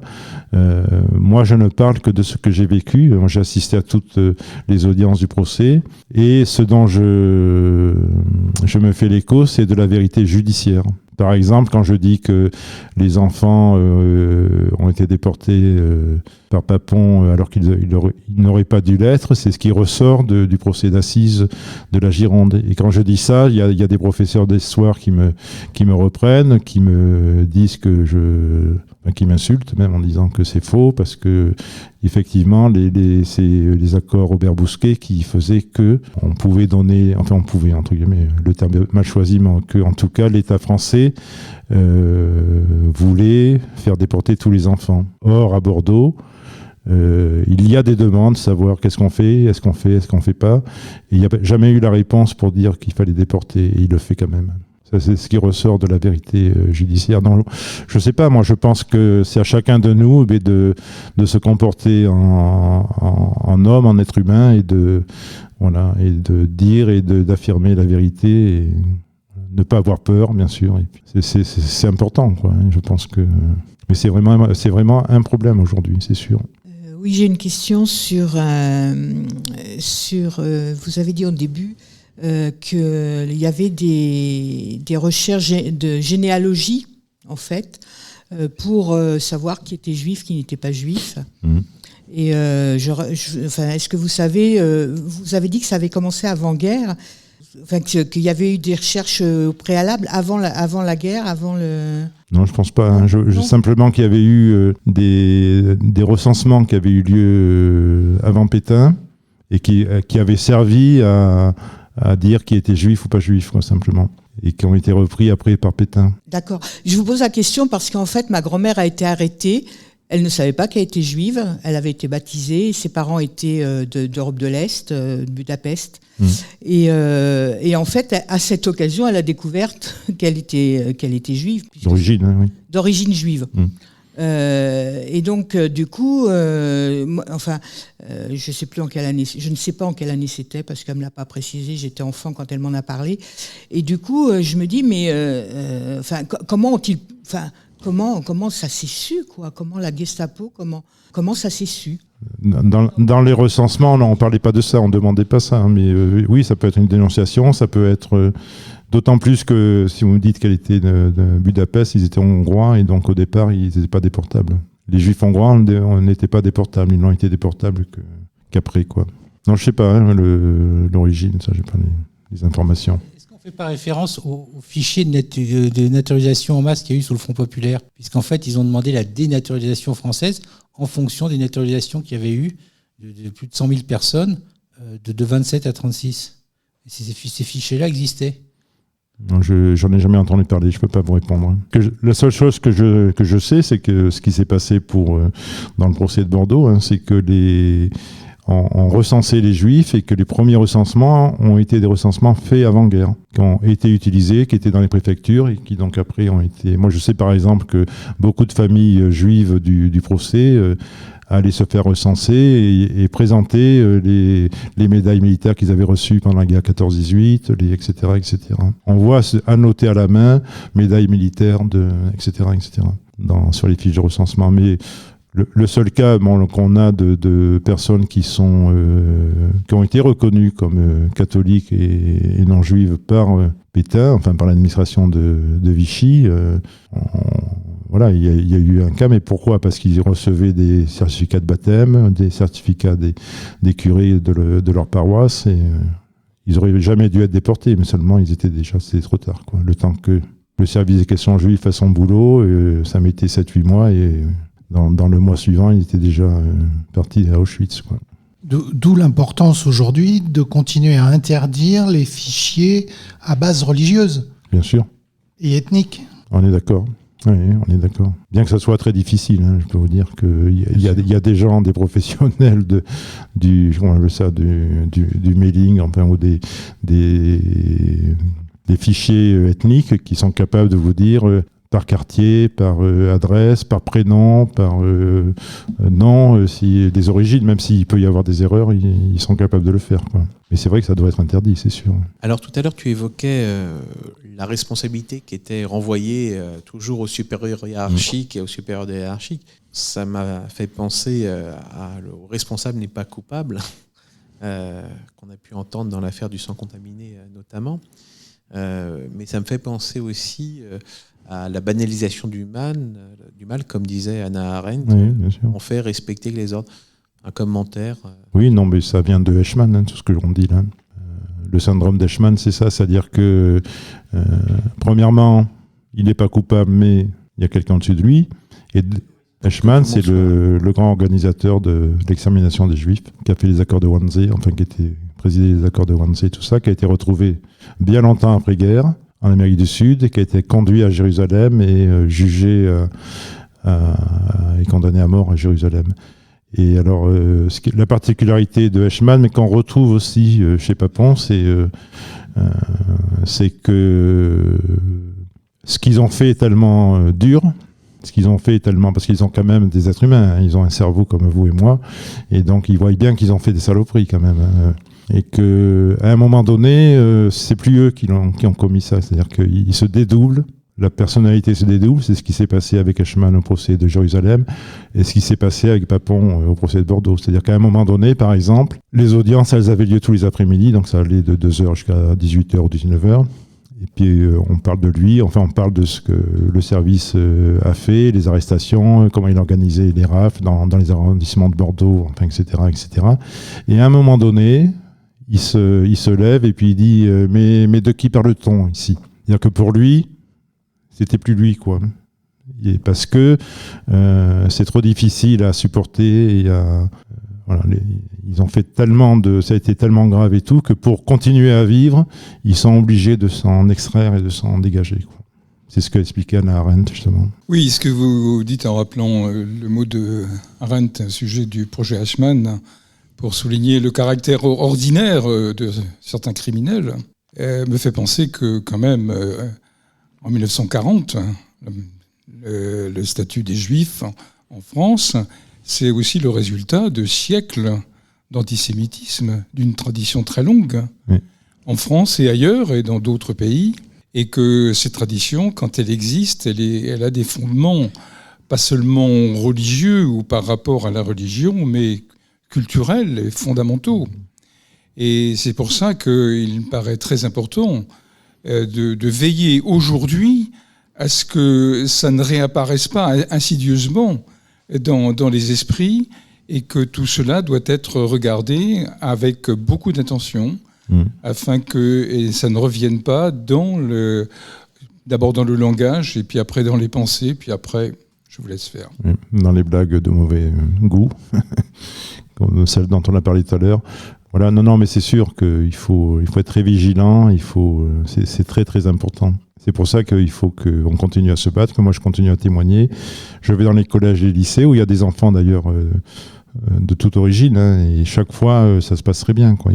Même certains se sentent concernés. Je me souviens d'un élève d'origine afghane là, qui posait tout le temps des questions sur le crime contre l'humanité, comment ça se faisait pour poursuivre un criminel, est-ce qu'il avait une possibilité de ne pas être suivi, etc. On voyait que ça le concernait, parce que le crime contre l'humanité, c'est le même partout, que ce soit au Rwanda, que ce soit en Ukraine aujourd'hui, que ce soit en ex-Yougoslavie hier, sous Vichy. Voilà. Malheureusement, il y a toujours les mêmes schémas qui reviennent. On a eu, moi je me souviens, j'ai fait un colloque international pour en finir avec le crime contre l'humanité il y a quelques années. Et il y avait les deux grands témoins étaient un déporté de juifs et une dame de Yolande Mukagazana, là, qui était une rescapée de Rwanda. Est-ce qu'il racontait l'un et l'autre, c'était pareil, quoi. On voyait qu'ils n'avaient pas la même histoire, ils n'avaient pas les mêmes, ça ne se passait pas dans les mêmes lieux, mais ce qu'ils avaient vécu était la même chose. L'Arménie, j'ai oublié de citer l'Arménie, bien sûr, enfin, etc. Tout ça, il faut parler, il faut le dire, il faut continuer à le dire, parce que le problème du juif, si vous voulez, c'est qu'il sort de nulle part, c'est toujours la victime, quoi, voilà. Quel que soit le... Alors, je l'ai expliqué tout à l'heure, hein, ce que disait le Philippe Burin, hein, c'est que c'était inscrit dans l'horizon culturel du christianisme, l'extermination des juifs. Voilà. Alors moi, je voulais savoir, parce que son procès a duré quand même de longues années, 17 ans, je crois. Comment on peut expliquer telle longueur dans la justice?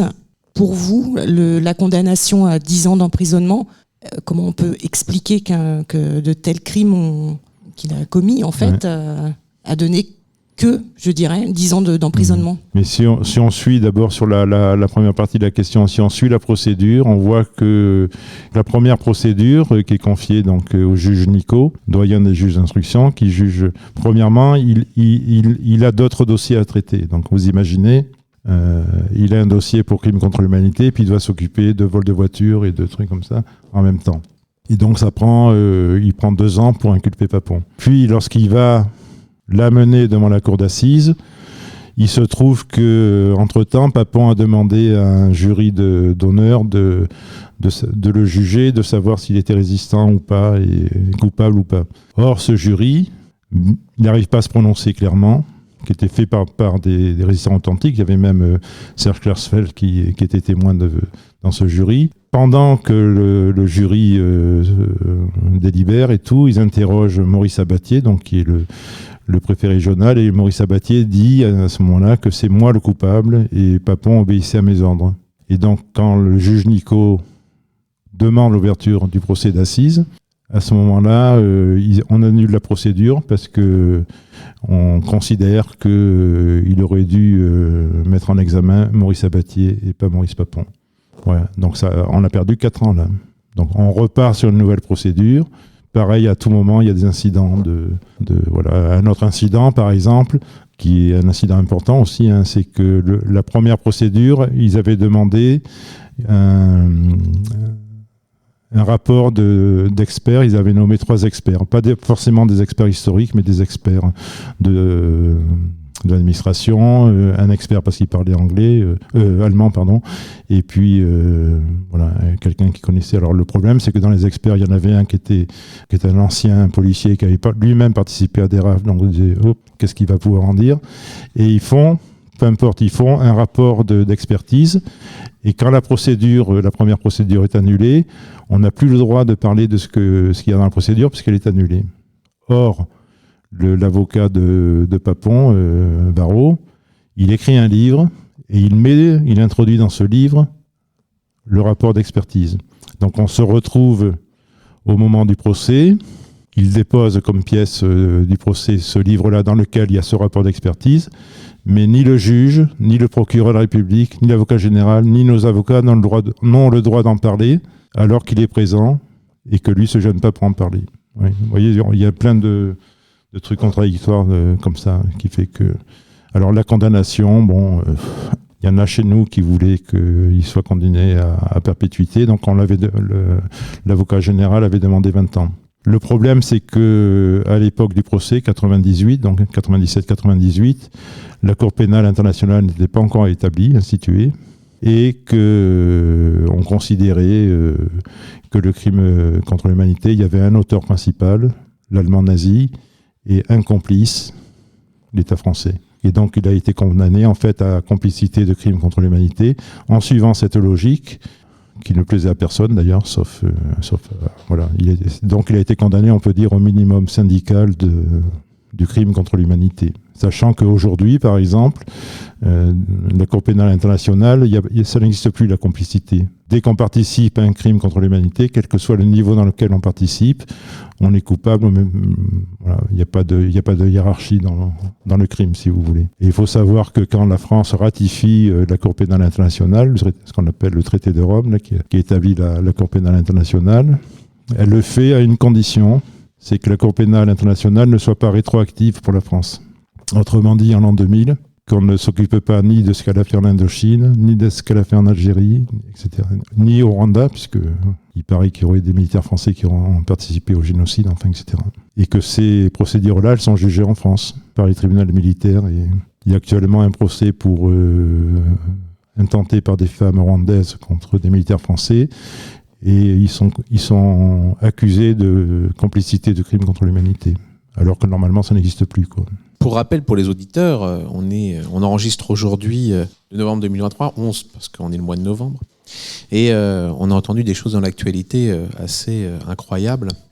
Donc, notamment à Paris, mais aussi ailleurs, des dessins qui sont faits, des étoiles jaunes, sur des bâtiments publics, voilà, qui sont faits par des malfrats, il faut bien le dire. Mais qu'est-ce que ça dit en toi le militant qui inlassablement va prêcher la parole pour expliquer un petit peu l'histoire et comment aujourd'hui des imbéciles utilisent encore ce symbole pour abîmer des bâtiments publics et refaire passer des idées sombres de l'histoire. Mais, je l'ai dit tout à l'heure, hein, il y a aujourd'hui un regain de l'antisémitisme. Et malheureusement, ça passe par là, par les étoiles jaunes, enfin de David, l'étoile de David de l'État d'Israël qu'on met sur des maisons, etc. De toute façon, il faut punir, il faut les rechercher, les punir, les auteurs de ces délits. C'est un délit puni par la loi, l'antisémitisme. Donc voilà, on s'en reste à ça. Et je pense que le fameux Guillaume Quenet de France Inter, on pourrait l'accuser de ça également. Incitation à l'antisémitisme. D'ailleurs, il a été condamné par la patronne de Radio France. Mais elle condamne ce qu'il a dit, elle trouve ça abject, mais elle le conserve quand même en fonction. Voilà. Nous, ce qu'on demande et ce qu'on va, je sais pas, on est en train d'y réfléchir, donc qu'il soit licencié et poursuivi par la justice pour ses propos. C'est trop grave, quoi. Enfin, aujourd'hui, c'est trop grave. Et voilà. Il n'y a pas de... Autre mot qui est important, c'est le mot génocide. Est-ce que tu pourrais nous le redéfinir ? Parce que on entend encore aujourd'hui le mot génocide sûrement mal employé par rapport à ce qui se passe actuellement dans le conflit israélo-palestinien. Et certains se jettent ce mot comme des anathèmes les uns aux autres sans forcément le comprendre. Est-ce que tu pourrais nous le redéfinir exactement ? Mais le génocide, ça fait partie des crimes contre l'humanité, hein, c'est-à-dire que c'est la destruction d'une population dans son entier parce que elle est née arménienne, elle est née juive, elle est née rwandaise, enfin pas rwandaise, parce que c'était les Hutus et les Tutsis, donc Tutsis, et voilà. Donc c'est ça, hein, le génocide, hein, c'est-à-dire que c'est la destruction complète d'un peuple à cause de ses origines. Et il faut bien le rappeler, c'est pas ce qui se passe actuellement dans le conflit israélo-palestinien. Ah non, bien sûr. Voilà. Parce que certains... Il y a sûrement des exactions commises par l'armée israélienne, par le gouvernement israélien. Moi, je fais partie de ceux qui vont protester contre Netanyahou. Moi, j'ai la famille qui est en Israël, donc elle-même se bat contre ça. Mais bon, par exemple, ma famille, elle a dans les membres de ma famille, il y a 2 Palestiniens. Donc, on est pour la mise en place de 2 États qui cohabitent. Voilà. Seulement, on ne peut pas aujourd'hui le faire, puisque, par exemple, le Hamas ne veut même pas discuter de ça. Lui, ce qu'il veut, c'est chasser Israël, les Juifs de la terre d'Israël. Nous, ce qu'on demande, c'est qu'il y ait 2 États qui cohabitent dans la paix, si possible, bien sûr. Et quand je dis nous, c'est moi en tant que famille israélienne, c'est pas en tant que représentant d'une association. Alors, je voudrais revenir sur le cas de Guillaume Meurice, qui en soi est un humoriste et qui est embauché par Radio France pour ce travail d'humoriste. Est-ce qu'on peut dire que les paroles qu'il a eues par rapport à ce qui a été dit sont à prendre au même titre que les caricatures de Mahomet? Et je voudrais savoir quel est votre regard par rapport à ça, aux deux choses en fait, puisqu'il y a eu les caricatures de Mahomet par Charlie Hebdo et le côté humoristique de Guillaume Meurice. Quel est votre regard par rapport à ça? Mais il faut resituer dans le contexte actuel, quoi. C'est-à-dire que après le 7 octobre, se dire ça, c'est grave, quoi. Voilà. Maintenant, sur les caricatures, mais c'est le délit de blasphème n'est pas interdit en France, que je sache encore. Donc, nous, on protège le droit de pouvoir se moquer de toutes les religions sans aucune difficulté. On a même le devoir de pouvoir s'en moquer, quoi, et défendre en tout cas ceux qui le font. Le dernier condamné, c'était le Chevalier de la Barre, qui était...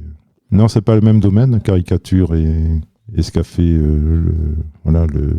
sur France, ce qui a été fait sur France Inter, c'est de l'antisémitisme, c'est passible, puni par la loi. Jamais quand on fait une caricature, on traite, on fait un acte de racisme. On se moque d'une religion. On peut aimer et pas aimer, mais c'est juste une caricature, voilà. Son nom l'indique. Et, en tout cas, en France, c'est un droit qui est reconnu et qui est important. Hein. Il n'y a pas de... Je vois que Jean-Cry a encore réalisé une nouvelle œuvre. Alors, on va lui redonner la parole. J'ai appris une chose que je ne savais pas, c'est le mot holocauste que vous nous avez dit, effectivement. Sacrifice sanglant dans un but religieux, c'est la définition, ce que je ne savais pas. Donc, j'ai un homme qui est devant Auschwitz et qui dit sacrifice pour l'interrogation. Mal nommer les choses, c'est ajouter au malheur du monde. C'est l'extermination, c'est la Shoah. Le dessin circule. Un commentaire du dessin ? Non, juste que je sais qu'à une époque, au moment du procès, je n'arrêtais pas d'écrire aux radios, aux journaux, etc., qui employaient le terme de holocauste pour leur expliquer ce que je vous ai dit, quoi. C'est que le bon terme était la Shoah et non pas l'holocauste, parce que ça prêtait à confusion. D'ailleurs, au cours du procès, il y a quelqu'un qui est venu et qui a osé déclarer que les Juifs s'étaient laissés conduire à l'abattoir comme des moutons, ce qui rejoint l'idée de l'Holocauste. Pour préparer l'émission, j'ai regardé certaines de vos interviews et notamment vous parliez de la famille Klasfeld. Notamment, est-ce que vous pouvez nous en dire plus sur ce sujet? Parce que je n'ai pas très bien compris. Et tenant les aboutissants des procédures qui avaient été lancées notamment par Serge Klarsfeld.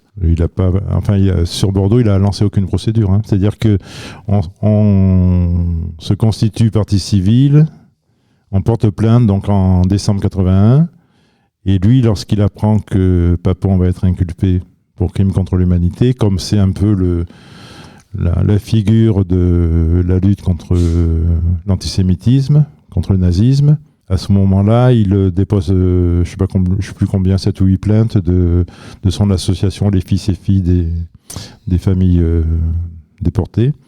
Et la première chose qu'il fait, lorsqu'il dépose ses plaintes, il fait une déclaration en disant que si Papon présente des excuses, les parties civiles retireront leurs plaintes, sans nous demander notre avis et sachant très bien qu'on aurait refusé, quoi, voilà. Donc il se démarque et je pense que pour Serge Klarsfeld, en tout cas, on est dans cette notion que je vous expliquais, c'est-à-dire qu'il y a un auteur principal, le nazi, et un complice, et lui ne voyait dans Papon qu'un complice. Et dans le livre, là, j'explique un peu tout ce qui s'est passé avec la famille Klarsfeld, Arnaud et Serge, Arnaud était présent comme avocat à l'intérieur du tribunal, et Serge était à l'extérieur il manifestait en permanence. Alors, il y a beaucoup de gens qui disent que c'est grâce à Klarsfeld que Papon a pu être condamné. Moi, je dis, avec beaucoup d'autres personnes, qu'il a plutôt essayé de mettre des bâtons dans les roues pour que Papon ne soit pas condamné au maximum, en tout cas. Voilà. Et alors, on a plusieurs exemples. Hein. L'exemple le plus significatif, on est au mois de janvier 98, c'est-à-dire que le procès a commencé depuis octobre. Et il demande la récusation du président de la cour d'assises parce qu'il aurait des liens avec une famille de déportés. Autrement dit, il reproche au président de la cour d'assises d'avoir des origines juives et que de ce fait, il ne peut pas faire juger. Et donc, le président le prend très mal. Il a failli renoncer. Il a fallu que ce soit nos avocats qui aillent le voir et lui dire de rester, de tenir bon, etc. etc. Voilà. Suite à ça, Serge et Arnaud Klarsfeld ont été condamnés pour leur attitude. Donc, on était ensemble, bien sûr. Hein, on reconnaît tout ce qu'a pu faire Serge Klarsfeld, surtout pour Barbie. Hein, c'est grâce à lui que Barbie a pu être jugé et condamné. Mais sur Bordeaux, il a eu une attitude incompréhensible. Alors, pour moi, est-ce que c'est parce qu'il y a cet aspect-là, c'est-à-dire qu'il pense qu'il y a un coupable principal et un complice, et que donc pour lui, la peine à 10 ans de réclusion criminelle lui convenait, ou est-ce que c'est parce que Klarsfeld, ou la famille Klarsfeld est plutôt de droite, on va dire, gaulliste de droite, voire même un peu au-delà de la droite. Il y a eu l'incident avec Louis Alliot, où il va à Perpignan, il reçoit la médaille de la ville, alors qu'il ne peut pas ne pas ignorer ce qu'a fait Louis Alliot, qui travaillait avec Jean-Marie Le Pen quand il a fait ces humours douteux, là, comme on disait, sur le point de détail, etc., etc. Malgré ça, il accepte et il se justifie même après dans la presse en disant que pour lui, il préférait défendre un rassemblement national modéré par rapport à un rassemblement national plus dur que représentait Bardella, qui a été élu d'ailleurs en fait, puisqu'il y avait Alliot qui était opposé à Bardella et lui soutenait la candidature de Louis Alliot. Alors je ne sais pas si j'ai pas l'explication, il m'a jamais. On parlait au début ensemble, mais après on a très vite rompu toute relation avec les Klarsfeld. Ce que j'ai noté, moi en tout cas, c'est ce que je dis dans mon livre, c'est que Arnaud Klarsfeld, il défendait aussi, ça c'est un troisième point, Arnaud Klarsfeld était très fort sur les enfants. On peut dire que c'est l'avocat qui avait pris en charge la défense et les accusations par rapport aux enfants juifs déportés. Alors, on pourrait considérer que tu as mené un combat d'une vie, hein, en tout cas une grande partie de ta vie, et un combat important et majeur dans ta vie. Donc tu as mis de l'énergie, tu as sué sang et eau sûrement pour arriver, surtout avec les reports du procès à chaque fois. Et finalement, qu'est-ce que tu te dis quand enfin le verdict tombe? Donc tu es dans l'assistance, je pense. Et qu'est-ce que ça fait en toi à ce moment-là? Nous, ce qui était important, c'était, enfin pour moi et ma famille en tout cas, le verdict, il a duré plusieurs heures. Hein, c'est-à-dire, ils sont partis le soir à 18h et ils ont donné leur verdict le matin, dans la matinée du lendemain. Tout le monde dormait dans la cour d'assises. Il y avait les juges, les avocats, le procureur, etc. Les parties civiles qui étaient là, ils restaient, ils attendaient le verdict. Pour nous, on voulait qu'il soit condamné. On n'avait pas réfléchi au fait qu'il serait condamné et à combien il serait condamné, si tu veux. Donc, pour nous, le fait qu'il soit condamné, c'était un soulagement. Et ça voulait dire qu'on avait gagné, quoi. Après, moi, ça m'était égal. De toute façon, vu son âge à Papon, qu'il soit condamné à 10 ans ou à 20 ans, il allait finir sa vie en prison. Donc, il a fait 3 ou 4 années je ne sais plus combien exactement de prison. Bon. Pour nous, c'était fait, on l'avait gagné. Hein, et puis, c'était la chose la plus importante. Mais je sais que ma cousine, par exemple, Esther Fogiel, voulait absolument qu'il soit condamné à perpétuité. Jakubowicz voulait qu'il soit condamné. Voilà. Parce que la peine des victimes, des parties civiles était éternelle. Il fallait qu'il soit. Après, le fait que Papon soit condamné. Je sais que mon père, il disait par exemple que pour lui, c'était le moyen de se reconstruire. Voilà, ce qui n'a pas été le cas du tout. Mais enfin bon. Il croyait que le fait de condamner Papon, ça permettait d'enterrer les morts. La particularité qu'on a, et c'est pas moi seul, hein, c'est tous les enfants de déportés, c'est qu'on n'a pas enterré nos morts. On n'a pas pu enterrer les morts. Et donc, moi, j'ai 2 frères qui sont morts, qu'on a enterrés. J'en parle sans problème, je ne vais pas chialer ni rien. Mais parler des morts qui sont pas revenus, qui sont partis en fumée, qu'on n'a pas enterrés, c'est quelque chose de très difficile, quoi. Il y a une chape de silence qui s'est instaurée après la guerre, et puis on a beaucoup... enfin, pas que moi, vous verrez quand vous parlez, il y a très peu de gens qui osent en parler, hein, dans les familles, et les gens qui ont le courage de s'exprimer, de se joindre à nous quand on a porté plainte, enfin, etc. On a rencontré beaucoup de gens qui ne voulaient pas se constituer partie civile, quoi. Parce que pour eux, il fallait pas en parler, il fallait oublier, Et c'est le cas de Boris Cyrulnik, par exemple. Si vous l'écoutez parler de ça, ce qui lui est arrivé, son sauvetage, par exemple, chaque fois qu'il en parle avec une version différente. Donc c'est ce qui est normal, hein, parce qu'il a pas l'âge pour s'en souvenir. Lui, ce qu'il dit, c'est que il faudrait que, pour lui, la solution, c'était pas le procès, c'était il aurait fait une thérapie dans laquelle les victimes jouaient le rôle des nazis et Papon le rôle des juifs déportés. Voilà. Donc, vous voyez, on n'est pas du tout sur la même longueur d'onde. D'ailleurs, il s'est pas constitué partie civile. On lui a demandé, on lui a proposé. Il n'a jamais voulu se joindre à nous.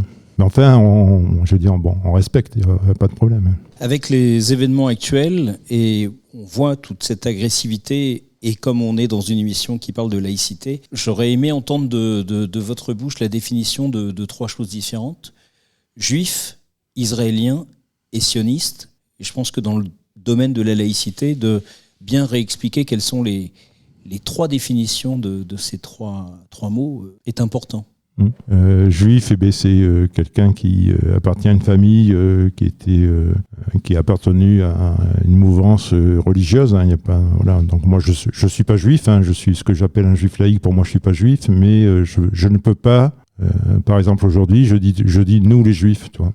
Et pour moi, c'est les racines familiales qui sont des racines juives. Après, israélien, c'est simple, hein, c'est un habitant d'Israël. Il y a des juifs, des catholiques, des musulmans. Tout individu qui vit en Israël est un Israélien. Il y a pas de. C'est comme en France, les Français. Et sioniste, c'est un terme qui a un projet qui existe depuis très longtemps. Il y a 200 ans déjà, ou avant l'affaire Dreyfus en tout cas, et qui est il y a plusieurs sionismes déjà qui existent, qui sont différents les uns des autres, et on peut être, il y a des juifs qui veulent pas aller vivre en Israël. Ils sont pas contre le sionisme, mais enfin ils sont pas avec la démarche. De vivre et d'occuper Israël. Mais le problème, c'est qu'aujourd'hui, moi je sais quand j'étais jeune, on se posait la question, est-ce qu'il faut être, alors que j'avais la famille qui était en Israël, est-ce qu'on est pour ou contre le sionisme? C'était vraiment une discussion qui était sérieuse, qu'on se posait. Mais aujourd'hui, être contre le sionisme, parce que c'est ça le problème, c'est que les antisionistes, ils profitent de ce terme-là, qui est un terme, entre guillemets, respectable, pour en fait, être antisémite. Ils utilisent ce terme qui est si confortable pour qu'ils puissent, à travers eux, exprimer leur... Donc, on ne peut plus être...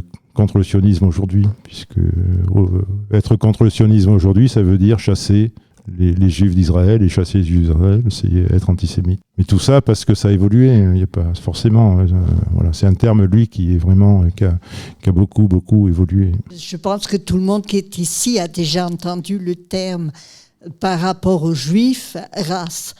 J'ai eu, il y a quelques années, des étudiants chez moi, parce que j'avais l'espace, et j'ai entendu par un jeune qui était engagé dans le catholicisme, qu'il n'y avait qu'une race humaine. Que c'était la race humaine. Voilà. Et c'est un terme qui m'a beaucoup plu, parce que c'est humain, tout simplement. Il n'y a pas de race, en fait. On est d'accord. Mais elles sont égales entre elles. Alors nous arrivons au bout de cette deuxième heure et je voudrais représenter les 2 livres de Jean-Marie Matisson. Donc le premier, c'est Procès Papon quand la République juge Vichy, aux éditions La Lose. Et le deuxième qui vient de sortir, donc il est tout juste disponible dans les librairies. Donc c'est Esther, victime de l'indicible, aux éditions BOD. Je vais faire des conférences sur la laïcité avec un professeur de paléoanthropologie et lui il vous expliquera que non, il n'y a pas de race. Et que les premiers habitants de l'Angleterre, par exemple, étaient noirs. Et donc il faut chercher ailleurs les différences. Parlons laïcité.